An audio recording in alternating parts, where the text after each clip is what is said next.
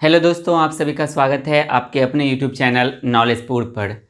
आज की वीडियो में हम फिर से पढ़ेंगे ज्योग्राफी और ज्योग्राफी का चैप्टर 1 चल रहा है। चैप्टर 1 का इकाई 1 है। इकाई 1 को कई खंडों में बांटा गया है। इसमें हमारा पहला खंड इकाई का जो था भूमि संसाधन, वह हमारा समाप्त हो गया है और आज हम पढ़ रहे हैं अभी जल संसाधन। कल का जो वीडियो था यानी कल के वीडियो में पहला पार्ट इनका आ चुका है। आज इनका पार्ट दूसरा है। ठीक है, ये कौन सा पार्ट है? तो पार्ट दूसरा है। हम जल संसाधन के बारे में आपको बेसिक चीज़ बताए हैं कि हमारे पृथ्वी पर कितना हिस्सा जल है और जो महासागरों में हमारा 96.5% है, उनमें कौन से किस में ज़्यादा है, हम उन सब के बारे में डिटेल से बताए हैं। अगर आप पहले पार्ट को नहीं देखे हैं तो आप चैनल के प्लेलिस्ट में जाइए और पहले पार्ट को देखिए। 100% आपको समझ में आएगा और आपकी जानकारी जरूर बढ़ेगी। ठीक है, देखिए आज के वीडियो में क्या पढ़ने वाले हैं। तो मानव जीवन में भूपृष्ठीय और भूमिगत जल का ही प्रत्यक्षता उपयोग होता है। मतलब कल हम आपको जल का वितरण के बारे में बताए थे कि जल का वितरण कैसा है, किस किस प्रकार का जल हमारी पृथ्वी पर उपलब्ध है, उनके बारे में हमने कल डिटेल से चर्चा किया था। तो उसमें से जो हमारा दो मूल रूप से है, एक भूपृष्ठीय जल। भूपृष्ठीय का मतलब क्या हुआ? भू का मतलब जमीन, जमीन के ऊपर जो जल है वो भूपृष्ठीय है और जो जमीन के नीचे जल है उसको हम कहते हैं भूमिगत जल। तो आज के वीडियो में हम मूल रूप से इसी दोनों के बारे में हम अध्ययन करेंगे। ठीक है, तो देखिए पहला है हमारा भूपृष्ठीय जल।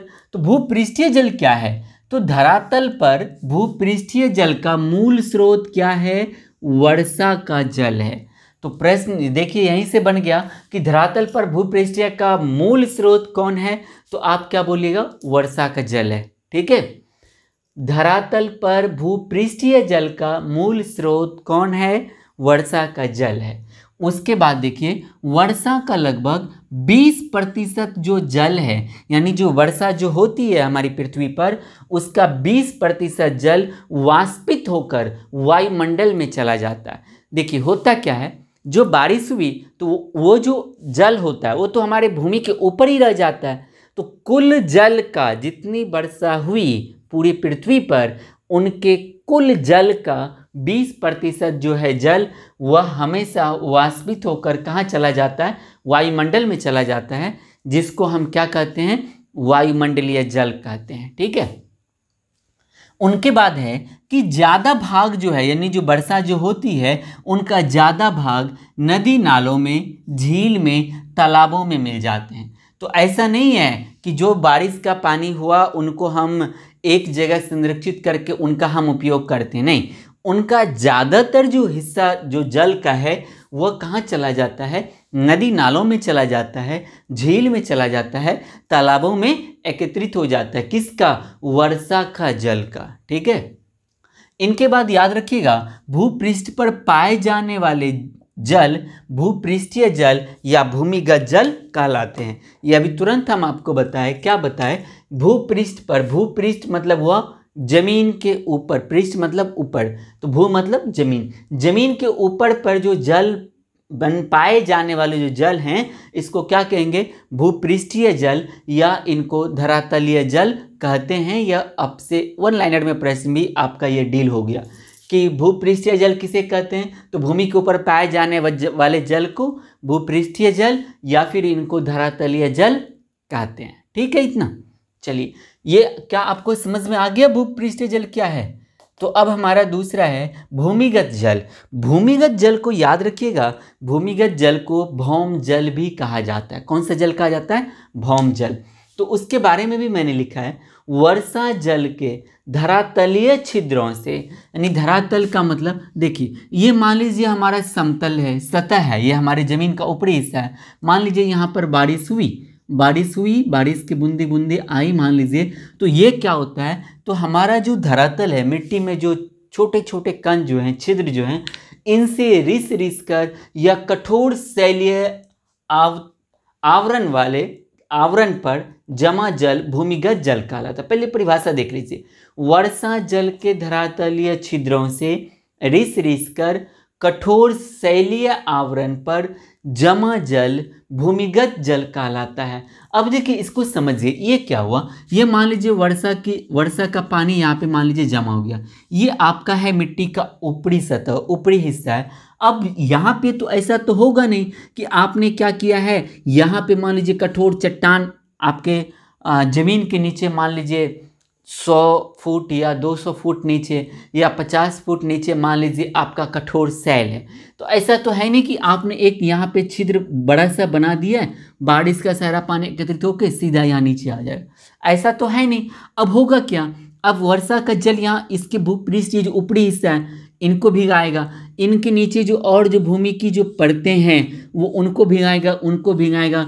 अब इसी से रिस करके यहाँ पे जो आपका मूल रूप से जो कठोर शैल है यहाँ पर आके वो जल जमा होगा। तो वही तो परिभाषा में भी मैंने लिखा है ना, वर्षा जल के धरातलीय छिद्रों से, धरातल का मतलब जो जमीन का ऊपरी हिस्सा है उनके छिद्रों से रिस कर, ऐसा नहीं कि सीधा चला जाएगा, सीधा नहीं जाएगा, पहले ऊपर वाला मिट्टी जल को अवशोषित करेगा, फिर उस अवशोषित हुए जल को उसके नीचे वाले मिट्टी अवशोषित करेंगे, फिर उसके नीचे वाले, तो उसी को कहते हैं रिस कर कठोर शैलीय आवरण वाले जो हमारा नीचे में जो शैल है वहाँ पे जाके वो जमा हो जाएगा। तो वहाँ जो जमा होगा उसी जमा हुए जल को क्या कहते हैं, भूमिगत जल कहते हैं। ठीक है, अब देखिए दूसरा मैंने क्या हेडिंग दिया है, जल संसाधन का वितरण। तो जल संसाधन का वितरण जो है याद रखिएगा, विश्व स्तर पर अगर देखा जाए तो अधिकांश जल दक्षिणी गोलार्ध में पाया जाता है।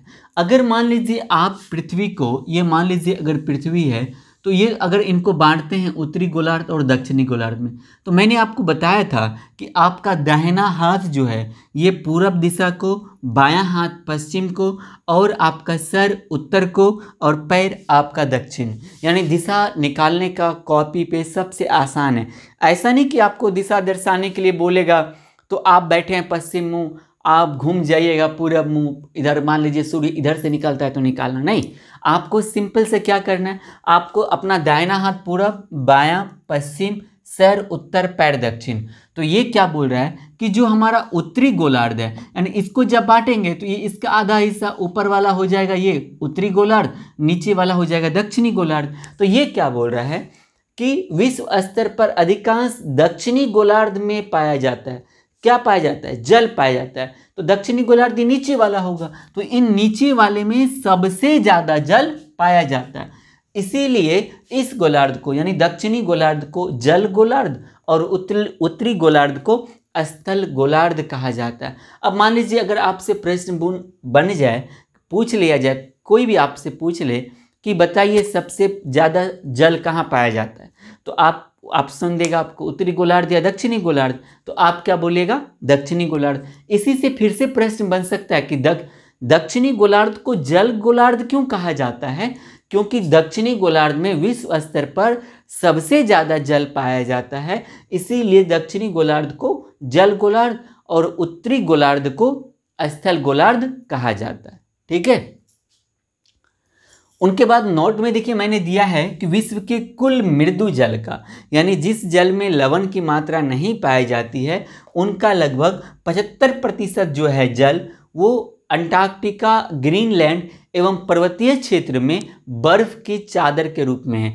याद रखिएगा, जो बर्फ के चादर के रूप में जो जल है वह मृदु जल है, यानी उसमें लवण की मात्रा नहीं पाई जाती है, इस चीज़ को याद रखिएगा। तो विश्व के कुल मृदु जल का लगभग 75% कहाँ है, अंटार्कटिका में, ग्रीनलैंड में और पर्वतीय क्षेत्र में बर्फ के रूप में जमा हुआ है, यानी जिसको बर्फ की चादर बोलते हैं।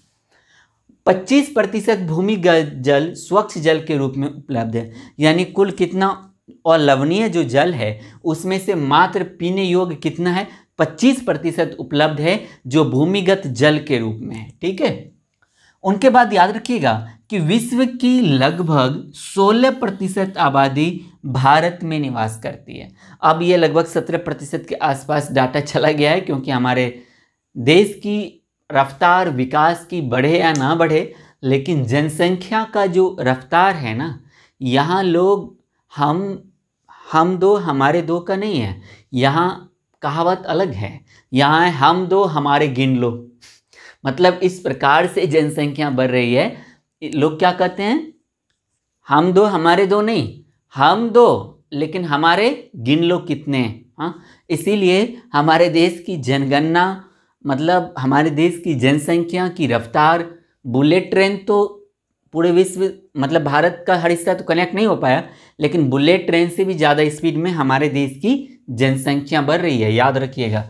तो वही है, विश्व की लगभग 16% आबादी भारत में निवास करती है, लेकिन पूरी आबादी के लिए विश्व का लगभग 4% स्वच्छ जल ही भारत में रह रहे आबादियों के लिए उपलब्ध है। विश्व की कुल का 16% भारत में निवास करती है, लेकिन उनके लिए विश्व में जितना स्वच्छ जल पाया जाता है उसका मात्र 4% ही भारत के हिस्से में है। यानी भारत का हमारा जो क्षेत्रफल है 32,87,263 वर्ग किलोमीटर, उसमें मात्र 4% है, लेकिन आबादी कितना निवास करती है, 16%। इसीलिए कहा जाता है 2 विश्व युद्ध तो हो गया, और तीसरा विश्व युद्ध जो होगा उनका सबसे, अगर कभी हुआ तो उनमें सबसे बड़ा रीज़न होगा जल, यानी तीसरा विश्व युद्ध जल के लिए होगा। ठीक है, क्योंकि जल एक ऐसा आवश्यक चीज़ है जिनको सभी सजीव के लिए, चाहे वो वस्तु नहीं, चाहे वो हमारा प्लांट्स हो या फिर हमारे ह्यूमन्स हो या फिर एनिमल्स हो, सबके लिए अति आवश्यक है। इसीलिए कहा जाता है अगर तीसरा विश्व युद्ध होगा भी तो वह जल को लेकर होगा। तो ये समझ में आ गया आपको, भारत में लगभग विश्व की 16% आबादी निवास करती है और कुल आबादी के लिए मात्र विश्व का स्वच्छ जल 4% ही भारतवासियों के लिए उपलब्ध है। उनके बाद याद रखिएगा कि भारत में प्रतिवर्ष 4000 घन किलोमीटर जल वर्षा से तथा 1869 घन किलोमीटर जल भूपृष्ठीय जल से प्राप्त होता है।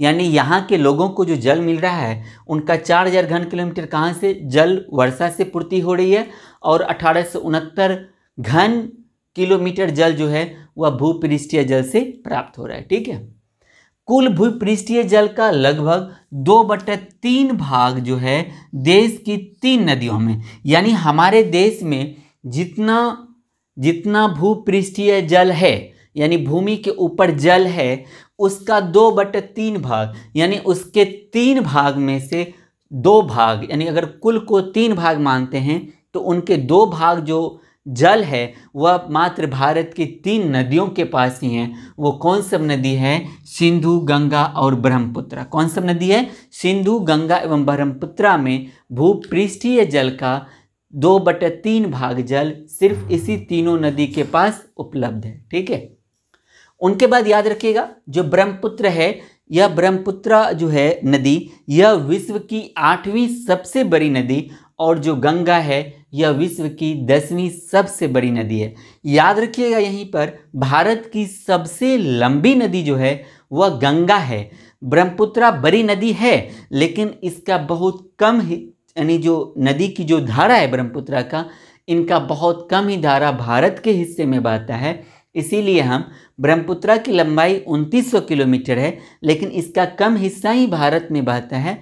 इसीलिए हम ब्रह्मपुत्र को भारत की सबसे लंबी नदी नहीं कहते हैं। इस चीज़ को आप ध्यान में रखिएगा इनसे, क्योंकि 1 नंबर का क्वेश्चन बन जाता है। आगे आप याद रखिएगा देश में भूमिगत जल का वितरण असमान है।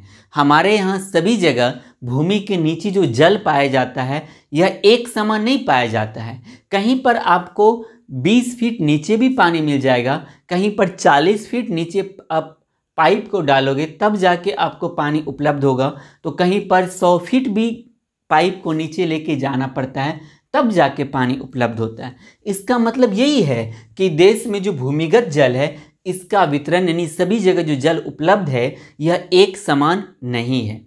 तो इसका वजह है क्यों नहीं है, क्योंकि इस पर चट्टानों की संरचना, जो हमारे जमीन के नीचे जो चट्टान है, याद रखिए जमीन के नीचे भी, ऊपर भी है नीचे भी है, जो चट्टान है उनकी संरचना अलग होने की वजह से, अब मान लीजिए इसके नीचे अगर यहाँ पे इस प्रकार से, मान लीजिए अगर इस प्रकार से अगर मान लीजिए इस प्रकार से यहाँ पे है, तो अब जो यहाँ पे जो मान लीजिए वर्षा का जल जो रिस रिस के आएगा मिट्टी से, यहाँ पे कभी ठहरेगा नहीं, ठहरेगा। ये जल मान लीजिए यहाँ आ जाएगा, तो यहाँ के लोगों के लिए तो इतनी जो लंबी है, इतना एक्स्ट्रा पाइप तो उनको गड्ढा खोदना पड़ेगा, मतलब उनको उतनी पाइप डालनी पड़ेगी, तभी तो पानी मिलेगा। तो सबसे बड़ा कारण क्या है? चट्टानों की संरचना, उनके बाद धरातलीय दिशा, इनका दिशा क्या है वो, उनके बाद जलापूर्ति के स्रोत, मतलब उन क्षेत्रों में जल पूर्ति कैसे, भूमिगत जल नीचे मतलब पानी जा रहा है, वह भी एक बड़ा फैक्टर होता है। अब मान लीजिए अगर किसी एक गांव के व्यक्ति क्या करे, वर्षा के जल को संग्रहित करके नीचे, वह जिस तरीके से नीचे से पानी निकालता है, उसी तरीके से अगर पानी को, वर्षा के जल को संग्रहित करके अगर सभी पानी को वो नीचे छोड़ दे, तो उन क्षेत्रों में हमेशा भूमिगत जल उपलब्ध रहेगा। तो जलापूर्ति के स्रोत जैसे तत्वों का प्रभाव पड़ता है। तो ये मूल रीज़न है कि देश में अगर मान लीजिए आपसे प्रश्न पूछ लिया जाए कि भूमिगत जल का असमान वितरण क्यों है, तो आप क्या बोलिएगा? सबसे पहला वजह है, यानी कारण है चट्टानों की संरचना, धरातलीय दिशा, धरातल का दिशा क्या है, उनके बाद जलापूर्ति के स्रोत। ठीक है, ये मुख्य रीज़न है जिनके वजह से भारत में भूमिगत जल का असमान वितरण है। मैं उम्मीद करता हूँ आज के वीडियो में मैंने आपको जो भी समझाया वो आपको समझ में आया होगा। अगर आपको समझ में कहीं पर भी नहीं आया तो एक बार इस वीडियो को फिर से देखिए, यानी पीछे कीजिए, दोबारा देखिए, 100% आपको समझ में आएगा। अगर फिर भी समझ में नहीं आया आपको, तो आप कमेंट सेक्शन में कमेंट कर दीजिएगा अपनी परेशानी को, हम उनको अगले वीडियो में ज़रूर आपको समझाएंगे। अगर आपको समझ में आ जाता है तो आप ज़रूर लिखिएगा कमेंट में, सर 100% क्लियर है, और नहीं है तो आप कमेंट कर दीजिएगा। ठीक है, अगर आपको ये वीडियो अच्छा लगा तो वीडियो को लाइक जरूर कीजिएगा। आप लोग वीडियो देखते हैं लेकिन लाइक नहीं करते हैं, लाइक में कंजूसी मत कीजिए। जब हम आपके लिए इतना मेहनत कर रहे हैं तो आपको तो बस लाइक करना, लाइक करने में रुपया थोड़ी लगता है, आपके अकाउंट से थोड़ी 500 रुपये कट जाएंगे कि अगर आप इस वीडियो को लाइक कर दोगे तो आपके 500 अकाउंट से कट जाए। अगर ऐसा हो रहा है तो आप लाइक मत कीजिएगा, अगर ऐसा नहीं हो रहा है तो आप लाइक ज़रूर कीजिएगा। इस वीडियो के लिंक को आप अपने सभी दोस्तों के साथ, आपके रिश्तेदार में जो भी 8वीं 9वीं 10वीं में पढ़ने वाले बच्चे हैं उनके साथ शेयर जरूर कीजिएगा। अगर आप सोशल नेटवर्क सब यूज करते हैं, फेसबुक, व्हाट्सएप, इंस्टा, ट्विटर, तो उधर भी आप इसके लिंक को शेयर कर सकते हैं। हो सकता है आपके शेयर करने से किसी ज़रूरतमंद तक यह बात पहुंच जाए और उनको पढ़ने के लिए एक प्लेटफॉर्म मिल जाए, और फिर वो आपको कितनी ज़्यादा दुआएं देगा। ठीक है, अगर आप हमारे चैनल पर पहली बार आज वीडियो देख रहे हैं तो आप तो वीडियो देखे ही हैं, आपको तो पता भी चल गया होगा कि किस प्रकार की पढ़ाई की सुविधा उपलब्ध है इस चैनल पर। तो इसको अगर वीडियो अच्छा लगा, आप पूरा देखे, समझ में आया, तब जाके इस चैनल को सब्सक्राइब जरूर कीजिएगा। तो हम मिलेंगे अगले वीडियो में, तब तक देखते रहिए आप नॉलेजपुर के और सब्जेक्ट के सभी वीडियो को। जय हिंद, जय भारत।